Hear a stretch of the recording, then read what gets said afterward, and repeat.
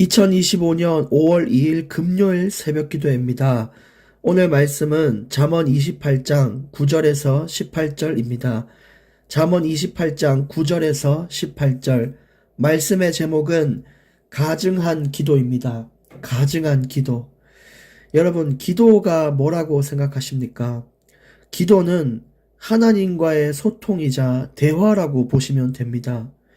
우리가 기도할 때 잘못 알고 있는 것이 그저 우리가 어디 자판기 하나를 잡아놓고 동전 놓고 버튼 누르면 음료수 캔이 쏟아져 나오듯이 우리가 하나님 앞에 그냥 버튼 눌러서 응답을 받는 것처럼 생각할 때가 있어요. 근데 기도는 그런 일방적인 요구가 아닙니다. 우리가 친구랑 대화하고 소통하는 것을 떠올려 보십시오. 나 혼자만 이야기하는 것이 아니라 상대가 하는 이야기를 잘 듣고 또 내 이야기를 하면서 서로가 서로의 마음을 맞춰가고 또 그 중에 서로가 힘든 부분이 있으면 그것을 마음으로 느끼고 도우며 서로의 필요를 채워주고 이런 것이 소통입니다. 그것처럼 우리도 하나님께 하는 기도는 일방적인 소통이 아니라 하나님과 서로 함께 나누는 교제, 교감, 그것이 기도라는 것입니다. 요한복음 15장 7절에 예수님께서는 말씀하셨습니다. 내 말이 너희에게 거하면 그때 무엇이든지 내게 구해라. 내가 이루리라. 여기서도 이야기했죠. 그냥 너희가 단순히 너희들의 이야기만 할 것이 아니라 내 말이 너희 마음에 가슴에 부딪혀 오기를 원하고 그것을 다 듣고 난 이후에 너희들의 이야기도 한번 해보라.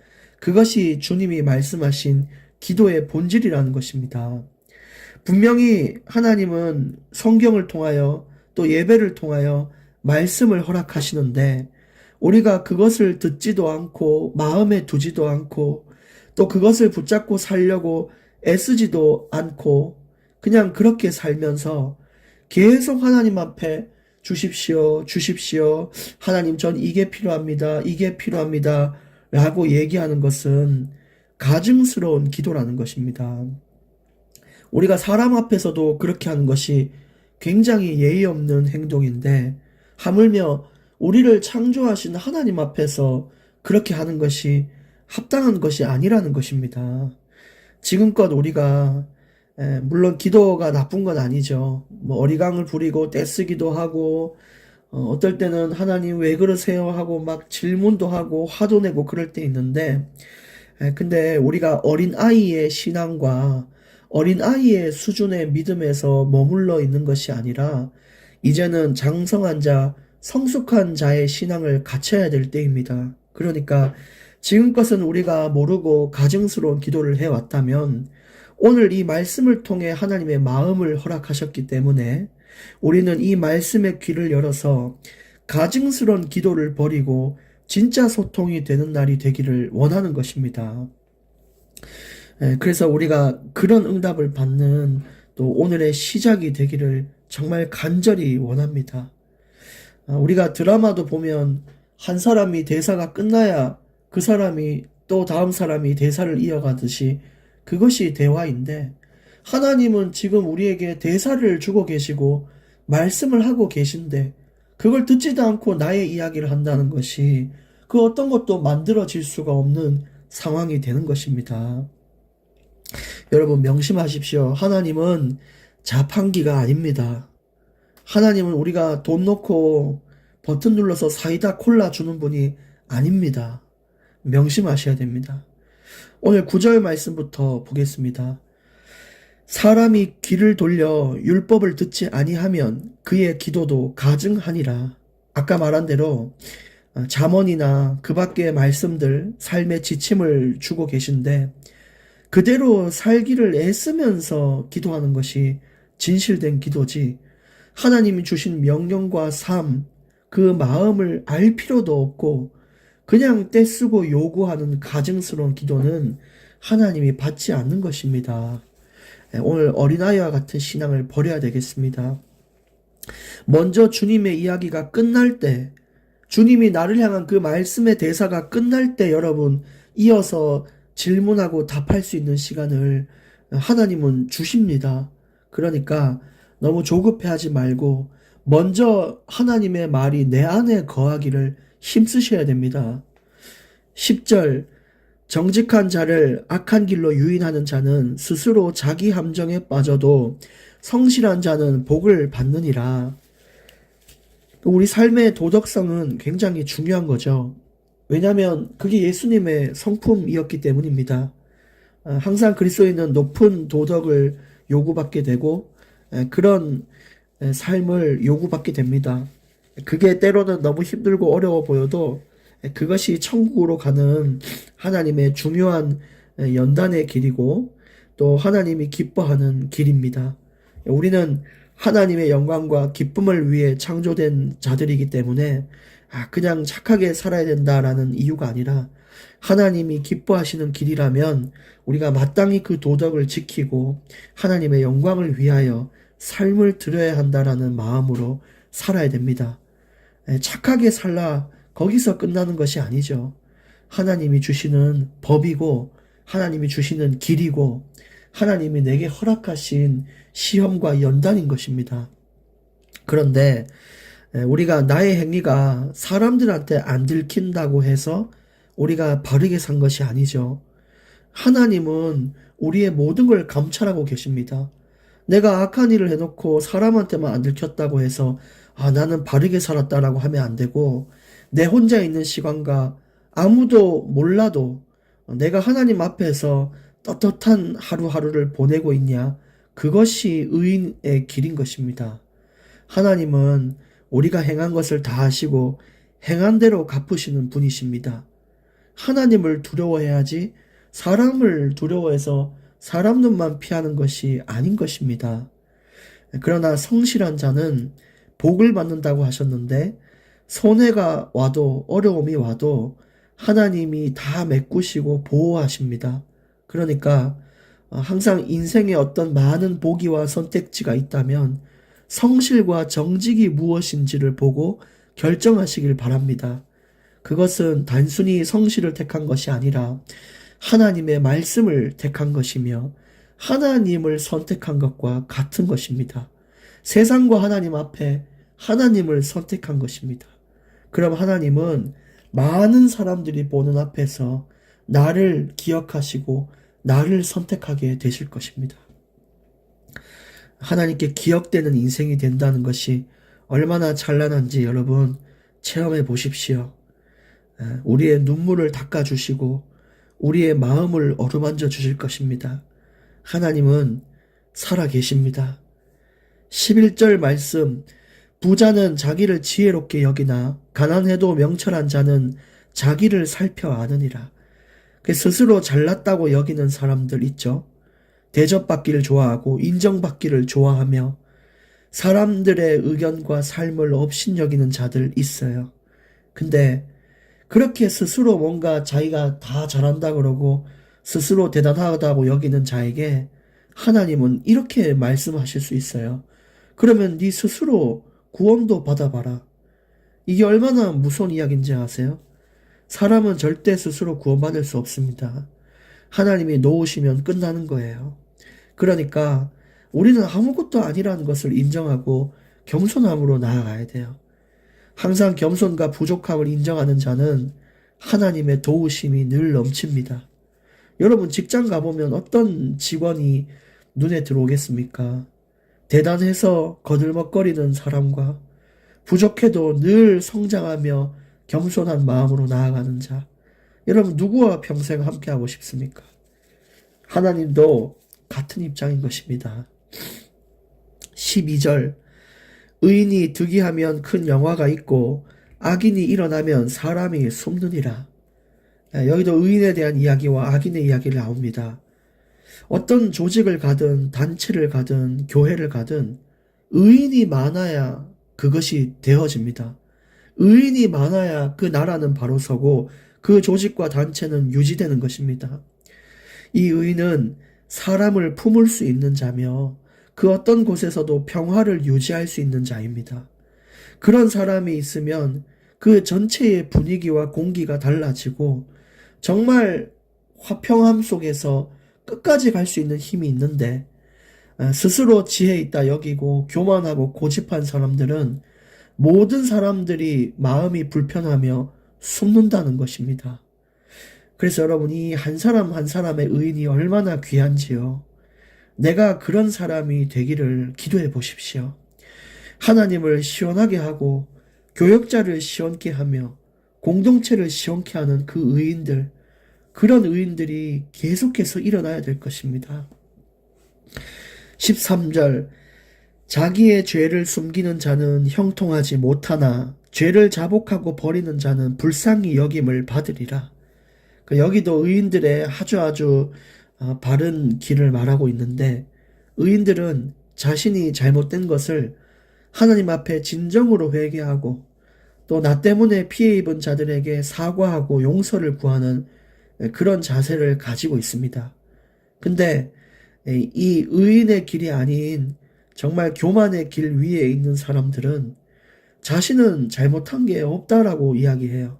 그러면서 누구 때문에, 누구 탓에, 이게 안 되고, 이 교회는 이게 문제고, 저 사람은 저게 문제고, 이러면서 어떤 회개가 그 사람 인생에 있겠습니까? 입으로는 또 회개한다고 하면서 마음으로는 교만하며 나는 그 사람들보다 낫다라고 생각하는 거. 이거 진짜 악입니다. 어떤 사람이든지 평생 죽는 날까지, 눈 감는 날까지 싸워야 될 것이 교만과의 싸움이에요. 근데 기도하는 사람은 그나마 승산이 있는데 그렇지 못하면 대부분 정복을 당하게 됩니다. 잠언서 16장 5절 말씀에도 이런 이야기를 하셨죠. 교만한 자는 그 벌을 면하지 못할 것이다. 교만은 정말 무서운 것입니다. 여러분, 정말 내 자신을 돌아보는 날이 되기를 원합니다. 만약에 내가 이제 교만 안 하고 늘 실력이 있어도 겸손하게 살잖아요? 그럼 하나님은 모든 사람 앞에 나의 실력을 드러내는 아주 영광스러운 자리에 허락하실 것입니다. 그것이 하나님의 말씀이었습니다. 14절, 항상 경외하는 자는 복되거니와 마음을 완악하게 하는 자는 재앙에 빠지리라. 이 경외라는 것이 늘 내가 하나님이 나를 보고 있다는 것을 안다는 뜻입니다.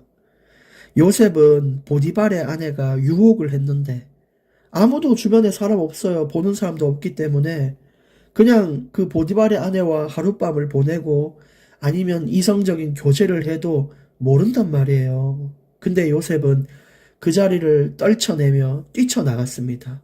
왜냐? 하나님을 경외하는 자였기 때문입니다. 하나님 앞에 사람들이 보든 안 보든 그건 상관없고 하나님 앞에서 범죄할 수 없다. 결국 복을 받게 됐죠. 애굽에서 최고의 자리에 가는 총리의 자리에서 하나님의 마음을 시원케 하며 자신의 민족을 지키는 역할을 다하였던 것입니다.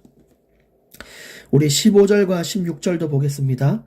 가난한 백성을 압제하는 악한 간원은 부르짖는 사자와 줄인 곰 같으니라.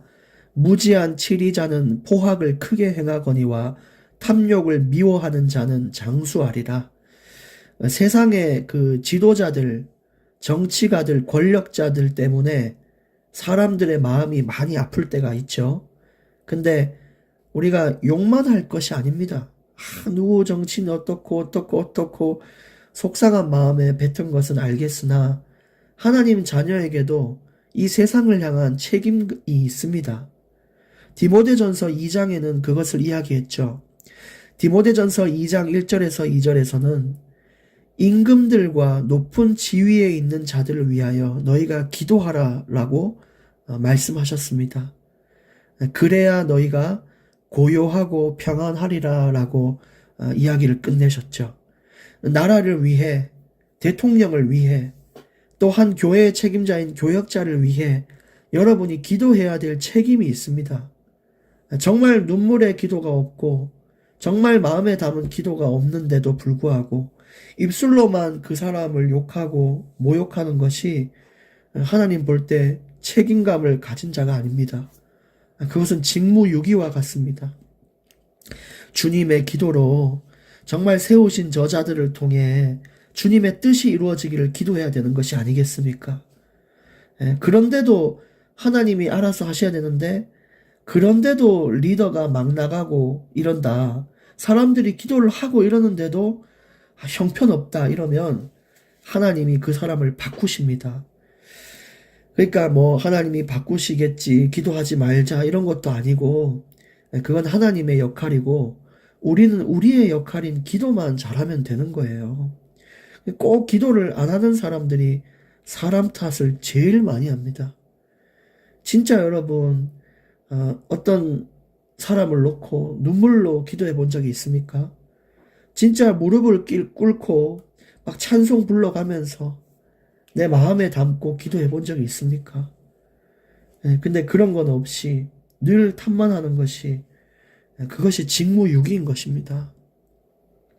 17절, 사람의 피를 흘린 자는 함정으로 달려갈 것이니 그를 막지 말지니라. 여기서도 또 중요한 이야기를 하세요. 사람의 피를 흘린다. 실제로 그 폭력적인 거, 상해를 가하고 또 더 나아가 제일 큰 범죄인 살인, 이런 큰 범죄는 하나님의 심판으로 연결됩니다. 그를 막지 마라. 그가 사망의 길로 가고 있는 것이니 막을 필요도 없다. 마땅히 심판받아야 된다라고 이야기를 하는 것입니다. 근데 이 행동으로 이어지기 전에 뭐에서부터 문제가 오냐? 마음과 생각이라는 것이죠. 여러분, 마음과 생각에 악이 있어야 폭력과 상해, 살인으로 일어나는 것입니다. 그래서 항상 내 마음과 생각을 지키는 것이 중요해요. 내 마음과 생각이 지금 누군가를 향한 미움이 있다면 지금은 내가 행동으로 안 나타난다고 괜찮다라고 여길 때가 있어요. 그냥 뭐 계속 미워하지 뭐. 어차피 저 사람은 내가 미워하는 거 모르고 또 뭐 어떤 문제도 없고 그러니까. 근데 이 미움이란 감정과 우리 마음에 있는 악이라는 것은 가릴 수가 없게 됩니다. 나중에는 반드시 어느 타이밍에 쏟아져 나올 때 막을 수가 없어요. 그렇기 때문에 내가 지금 미움과 악이 있다면 그것을 지금 제거하기 위해 애를 써야지 그냥 뭐 도버지모가 아니라는 것이죠. 그래서 그런 사람은 사람들의 수치를 당하고 한순간에 쌓았던 탑이 무너지는 일이 일어나게 될 것입니다. 18절, 오늘 마지막 구절입니다. 성실하게 행하는 자는 구원을 받을 것이나 굽은 길로 행하는 자는 곧 넘어지리라. 결국 성실로 끝나게 되네요. 느리고 우리가 인생이 좀 서툴고 더딘 부분이 있어도 하나님이 주신 길로 가면 됩니다. 그런 사람들은 구원을 받게 될 것이다 이야기하셨죠. 그러나 우리가 우리 뜻대로 자꾸 하나님과 반대되는 저쪽에 황금길이 하나 있고 이쪽에 뭐 가시밭길이 있다. 여러분 누가 봐도 황금길을 가겠죠. 그러나 하나님의 뜻이 가시밭길에 있다면 거기를 선택하는 자가 성실한 자라는 것입니다. 물론 발바닥이 아프니까 가다가 서고 아프니까 하나님한테 소리도 지르고 뭐 이렇게 하겠죠. 뭐 기어서도 가고 하겠죠. 그러나 황금길로 오토바이 타고 달리는 것보다 하나님 주신 성실의 길로 하루에 한 발자국만 가도 그 길이 구원의 길인 것입니다. 결론 말씀을 드리겠습니다. 위의 것들, 지금 우리가 지금 함께 나눈 말씀들, 내가 거의 안 되는 것일 수도 있습니다. 그러나 하나님의 마음과 뜻을 오늘 내가 알았기 때문에 내가 그것을 위하여 애써보고 그 중에 또 안 되는 것은 하나님께 구하면 하나님은 기쁨으로 도우실 겁니다. 학생들이 선생님이 해오란 숙제는 하나도 안 해오고 말도 안 들으면서 선생님한테 성적을 잘 달라고 얘기하는 것이 가증스러운 학생 아닙니까? 그것처럼 우리도 가증스러운 기도를 버리고 하나님 앞에 진실된 기도와 삶을 드려야 될 것입니다. 그래서 오늘 또 하나님은 우리에게 대사를 하고 계시고 말을 걸고 계시고 어떤 행위의 요구와 믿음의 요구를 하고 계십니다. 이제 그것이 무엇인지를 먼저 듣고 듣고 이제 하나님 앞에 기도해보는 날이 되어보시면 어떨까요? 행복하고 평안한 하루가 되시기를 예수님의 이름으로 축복합니다. 하나님 감사합니다. 우리의 연약 때문에 가증한 자의 모습을 띌 때가 너무 많았습니다. 그러나 이제 하나님의 말씀을 내 안에 심고 이제 하나님 앞에 하나님 주신 길을 가기 위해 애쓰는 나를 하나님 앞에 드리게 하여 주시옵소서. 정말 오늘 주신 의인의 길들, 그것이 곧 나의 길이 되게 하시고 성실을 선택하는 자가 되게 하시며 늘 하나님을 택하고 그 말씀을 택하는 자가 되게 하여 주옵소서. 사람 탓하고 사람을 욕하고 사람을 핑계대는 지난날의 내 자신을 용서하시고 이제 하나님 앞에 정말 상대를 위해 눈물로 기도하는 자세를 갖추게 해 주시옵소서. 일방적인 인생이 아닌 하나님과 함께 소통하는 인생 될 수 있도록 도와주시옵소서. 예수 그리스도 이름으로 기도합니다. 아멘.